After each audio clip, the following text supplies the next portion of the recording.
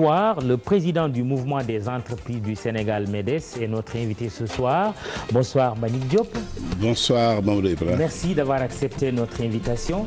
Nous commençons cet entretien par la visite au Sénégal du roi du Maroc Mohamed VI, une visite d'une semaine, 13 accords de coopération déjà signés dans divers secteurs, industrie, économie et finances, agriculture et pêche, administration territoriale, logistique, élevage, tourisme, développement durable, formation professionnelle, assainissement et également dans le secteur de l'eau. Il y a à boire et à manger. Le secteur privé sénégalais s'y retrouve-t-il? Oui, dire que les relations entre le Maroc et le Sénégal sont des relations non seulement solides, mais des relations anciennes qui datent depuis les indépendances entre Senghor et le roi Hassan II, ensuite le président Abdou Diouf, le roi Hassan II, le président Abdoulaye Wade, le roi Mohamed VI, et aujourd'hui le président Macky Sall et le roi Mohamed VI. Je pense que nos relations sont anciennes et solides. Et sur le plan économique et commercial, vous venez de le dire, 13 conventions ont été signées hier dans les principaux secteurs d'activité économique. Vous avez été associé? Pour être honnête, pas en amont. Pas en amont, mais comme les relations entre le Maroc et le Sénégal sont des relations, je viens de vous le dire tantôt, historiques, nous ne pouvons qu'accompagner cette dynamique entre les deux États. Vous ne voulez pas mettre du sable dans le couscous marocain ou le couscous sénégalais, c'est selon? Non, vous connaissez nos positions au niveau du secteur privé, mais je pense qu'en marge de ces conventions aussi, le secteur privé marocain a rencontré, moi j'étais absent du Sénégal, mais a rencontré le secteur privé sénégalais, et aussi là-bas aussi des conventions ont été signées et ils ont mis en place ce qu'il appelle le GIE, donc groupe d'impulsion économique. Et je pense que l'un dans l'autre, avec le Maroc, nous avons des relations qui sont saines, et je pense qu'aujourd'hui le secteur privé sénégalais est à même aussi d'essayer d'aller investir au Maroc pour qu'on ait quand même une parité ou bien une moyenne, parce qu'aujourd'hui, vous le savez, vous le constatez, le secteur privé marocain est fortement installé au Sénégal. Justement, votre collègue Baïdy Agne, président du CNP, réclame un partenariat équilibré, gagnant-gagnant et un co-investissement sénégalo-marocain. Êtes-vous en phase avec lui? Bien sûr, je dirais co-investissement, co-émergence, co-développement. C'est important. Et qu'est-ce qui vous empêche d'aller à la conquête du marché marocain? Vous savez, le Maroc, le premier agent marketing, c'est le roi Mohamed VI. Le secteur privé a toujours besoin d'avoir l'État, d'avoir l'appui de l'État, de sentir l'appui de l'État. Vous voyez, le roi Mohamed VI se déplace avec une cinquantaine d'hommes et de femmes chefs d'entreprise. C'est ce que vous attendez du président du Sénégal, le président Macky Sall. Il commence à le faire depuis son avènement. On l'accompagne dans certaines missions économiques. Il emmène son secteur privé, mais quand même, il reste beaucoup à faire. Le secteur privé au Sénégal est dynamique, mais chaque fois, on nous rétorque que vous n'avez pas assez de moyens, vous êtes un peu, je ne dirais pas nonchalant, vous n'êtes pas aussi agressif dans le bon sens du terme. Mais c'est peut-être de demander la réciprocité des facilités. C'est ça. Le privé marocain est présent dans le domaine financier, banque, assurance, dans le domaine de l'immobilier et même de l'agro-business. Aujourd'hui, on en parle beaucoup. Mais pourquoi vous ne demandez pas une réciprocité des facilités? Mais justement, on profite actuellement du séjour du roi du Maroc et du secteur privé marocain pour demander cette réciprocité, pour permettre quand même aux investisseurs sénégalais d'être au Maroc et au-delà du Maroc, d'investir dans les autres pays africains et au-delà même avec nos partenaires européens ou nos partenaires occidentaux. Nous avons besoin de sortir de ce carcan, d'aller conquérir, je dirais, le monde, comme le font les Marocains, comme le font les Sud-Africains, comme le font les grandes démocraties africaines. Et aujourd'hui, le secteur privé sénégalais en a besoin. Le secteur privé sénégalais, nous avons un secteur privé très dynamique, mais on a tendance toujours à taper sur le secteur privé. Alors que, comme vous le savez, c'est le secteur privé qui crée de la richesse, qui crée de l'emploi, qui contribue à la croissance. Mais nous avons besoin de sentir encore davantage l'appui de l'État, l'accompagnement de l'État pour justement booster davantage son secteur privé. Quel secteur avez-vous identifié sur le marché marocain, bien sûr, et dans quel secteur vous voulez vraiment investir? Moi, il y a le secteur des industries, il y a le secteur des TIC. Vous savez, nous, au Sénégal, on est très développé en termes de TIC. Je pense que rien que ces deux secteurs-là sont des secteurs très pointus et très porteurs au niveau du Maroc. Et en dehors de cela, il y a l'agriculture aussi, l'agrobusiness. Eux, ils sont présents. Nous aussi, on a besoin d'être présents au Maroc dans ces secteurs-là. Pour le moment, ce n'est pas le cas. Pour le moment, ce n'est pas le cas. Nous avons des relations de business entre hommes d'affaires. Mais ce n'est pas structuré, Mais nous avons besoin aujourd'hui d'avoir une dynamique très forte avec le secteur privé dans son ensemble pour s'installer au Maroc, investir au Maroc et au-delà du Maroc, aussi dans les pays qui sont des pays à croissance. Et inversement, le secteur privé marocain ou même l'État marocain qui investit au Sénégal peut-être demander une présence dans le capital des entreprises sénégalaises. Oui, et ça, nous demandons même... une sorte de joint venture. Justement, on le demande même, nous, on titille toujours l'État et on dit aux acteurs politiques, à nos autorités, que dorénavant, chaque fois qu'un investisseur étranger investit au Sénégal, on doit l'exiger au moins une part de 20 à 30% pour le secteur privé national. Il est important. Patriotisme économique, préférence nationale. C'est ça. Mais justement, la préférence nationale, lorsqu'on en parle, il y a une connotation des fois un peu chargée, etc. Mais c'est du patriotisme économique. Toutes les grandes démocraties le font. Vous voyez le président Hollande lorsqu'il se déplace, vous voyez le président Obama, etc. etc. On en a besoin pour faire développer le pays. On ne peut pas aujourd'hui voir un investisseur arriver au Sénégal, qui gagne un marché, même dans les règles de l'art, et qu'il concentre l'ensemble donc de la réalisation entre ses compatriotes qui créent d'autres sociétés, même à droit sénégalais, mais contrôlées. Je parle des Marocains, ça peut être des Turcs, ça peut être des Chinois, ça peut être autre chose. Et que le secteur privé est en marge. Je pense qu'aujourd'hui, l'État a compris et l'État exige aujourd'hui des investisseurs étrangers quand même une part de 15, 20 à 30% pour le secteur privé national. Dernière question sur le Maroc. On a beaucoup lustré les relations entre le Sénégal et le Maroc ces derniers jours, même ces dernières années. Relations exemplaires, historiques et tout ce qu'on veut, mais il y a aussi la situation de nos compatriotes vivant au Maroc. On a quand même enregistré il y a quelques semaines beaucoup de décès de Sénégalais décédés dans des circonstances encore non élucidées. C'est vrai. C'est vrai que c'est un problème qui est délicat. Je pense que les pouvoirs publics l'ont compris. Ils ont été interpellés donc, par les ONG, par les droits de l'homme. Je pense que si le chef de l'État a l'opportunité ou l'occasion d'échanger avec le roi du Maroc, ce serait une très bonne chose parce que c'est vrai que le Maroc aujourd'hui accueille énormément de Sénégalais et ils ne sont pas, je dirais, il y a une infime partie qui ne sont pas dans les bonnes conditions de séjour au Maroc. Et c'est surprenant pour un pays ami, pour un pays très proche du Sénégal. Je pense que c'est un problème qu'on devrait mettre sur la table, tout en y mettant les formes, parce que comme vous l'avez dit tout à l'heure, le Maroc c'est un pays frère.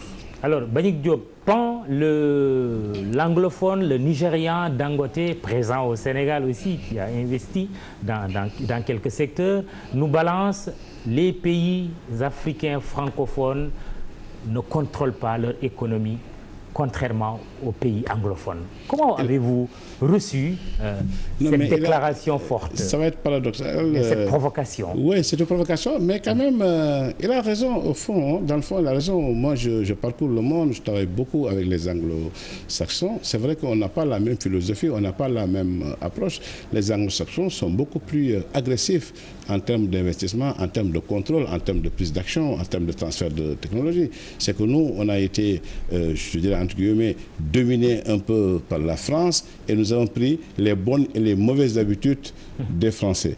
Et ce qui fait qu'aujourd'hui, on est toujours très content d'être entre nous, de ne pas s'ouvrir, de ne pas aller apprendre l'anglais, de ne pas aller justement travailler, investir dans les pays anglo-saxons. Et aujourd'hui, l'inverse est vrai. Vous voyez qu'il y a énormément d'investisseurs aujourd'hui anglo-saxons, des Nigériens, des Sud-Africains et autres, qui viennent investir dans les pays francophones et qui contrôlent aujourd'hui quelques secteurs dans les pays francophones. Tout simplement, c'est parce qu'on n'a pas été vigilant, on n'a pas été proactif et la qualité est là. Tu sais, le business, c'est comme la réelle politique. Hein. Il faut avoir les moyens de ces politiques et puis faire ce que tu dois faire et puis sans état d'âme. C'est ce qu'ils font les anglo-saxons. Exactement. Alors, dans une semaine, le samedi en 8, les corridors, ce rendez-vous de l'entreprise sénégalaise, disons même de l'économie sénégalaise et africaine que vous organisez depuis quelques années. Comment cela va se passer samedi 6 juin? C'est le samedi 6 juin. Merci Mamoud Ibra Kane pour cette perche tendue. Vous savez, les corridors est devenu la cérémonie la plus prestigieuse de l'Afrique. Je ne parle pas de l'Afrique de l'Ouest. C'est diffusé par des dizaines de pays. Aujourd'hui, le label est vendu à travers le monde. Cette année, nous allons accueillir énormément de multinationales qui viennent de partout, des États-Unis, d'Europe et tout, des grandes marques, de grandes institutions. Et je pense que c'est notre fierté. Lorsque je vais aux États-Unis et que je rentre dans les shops aux États-Unis et que je vois les DVD des corridors, c'est une fierté. Dire qu'au Sud, nous avons réussi à conceptualiser un concept et à pouvoir l'exporter. Est-ce que vous sentez les lignes bouger du point de vue de l'économie, de l'impact de ces corridors sur la marche de l'entreprise sénégalaise et africaine? C'est ça, parce que la compétition, elle est saine et ça permet de créer des émulations. Hein. Depuis 10 ans, nous avons organisé 10 ans, quand même 10 éditions. Nous venons de boucler la décennie et là, c'est l'an 1 de la nouvelle décennie. Nous avons réussi aujourd'hui à faire éclore beaucoup de capitaines d'industrie qui étaient dans leur coin, qu'on ne connaissait pas, etc. Les Corées ont réussi aujourd'hui à les faire à les booster, hein, à les faire émerger. C'est la mode. Et puis de grands capitaines d'industrie qui sont passés par les courriers. Et ensuite, c'est une cérémonie qui est extraordinaire. Moi, chaque fois, je dis, il y a un témoignage qui me touche tout le temps, et je le répète, c'est le témoignage du président Abdou Diouf. En 2012, il a reçu un corridor, le corridor de l'excellence. Lorsque je suis allé le voir à Paris, à l'avenue Bosquet, il me dit... vous savez, Manique, je ne regarde pas beaucoup trop la télévision africaine. Mais lorsqu'il y a les courriers, à 19h, je mets mon pyjama, je suis devant la télé. Je dis, mais pourquoi président? Il me dit, parce que c'est le beau. Ça renvoie à l'Afrique performante, à l'excellence. Et je pense qu'il n'y avait pas meilleur témoignage que ce témoignage du président. Très bien. Et Futur Média est en partenariat avec vous? Futur Média a toujours été partenaire. Ça va être en direct sur Futur Média. Et il va envoyer le signal à des dizaines de télévisions à travers le monde qui vont reprendre le signal de Futur Média pour retransmettre cette cérémonie prestigieuse. Donc, c'est les corridors. Et c'est le samedi 6 pour vous faire un peu de publicité. Une autre de vos préoccupations, c'est la promotion de l'emploi des jeunes dans un pays où il y a un fort taux de chômage justement chez les jeunes.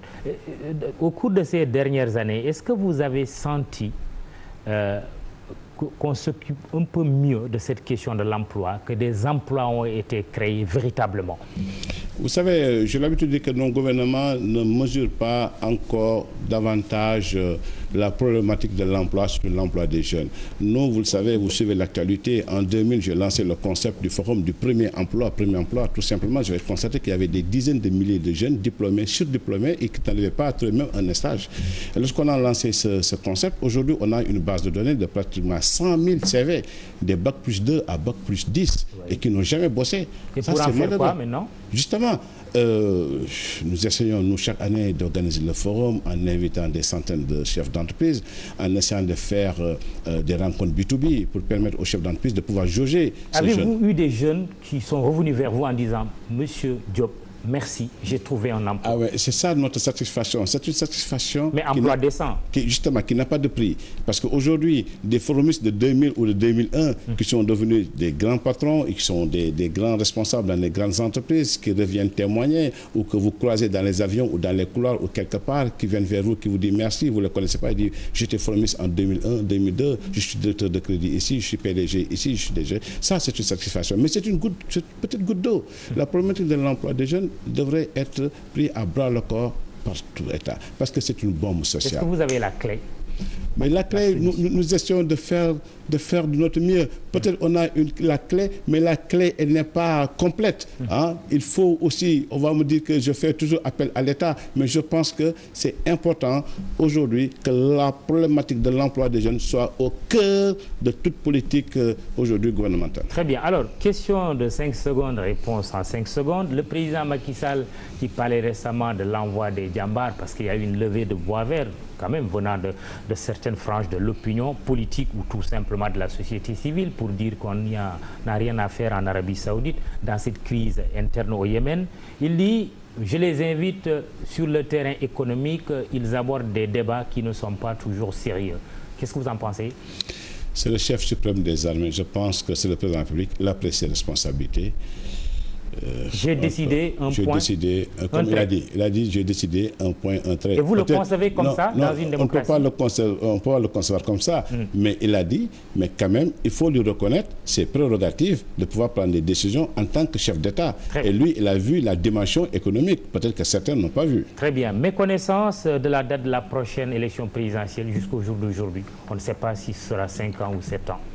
Oui, mais quand même, il a déclaré que le référendum aura lieu en 2016. C'est vrai qu'il est bousculé actuellement par tous les acteurs politiques. Vous savez que qui demandent que ça se fasse avant fin 2015. Oui, parce que ça arrange tous les acteurs politiques que les élections présidentielles aient lieu en 2017. Et je pense que lui-même, ça l'arrange. Au-delà de 2017, le président ne sera plus crédible si les élections ne se tiennent pas en 2017. Il ne pourra pas regarder les Sénégalais les yeux dans les yeux pour leur dire ce n'est plus 2017, c'est 2019.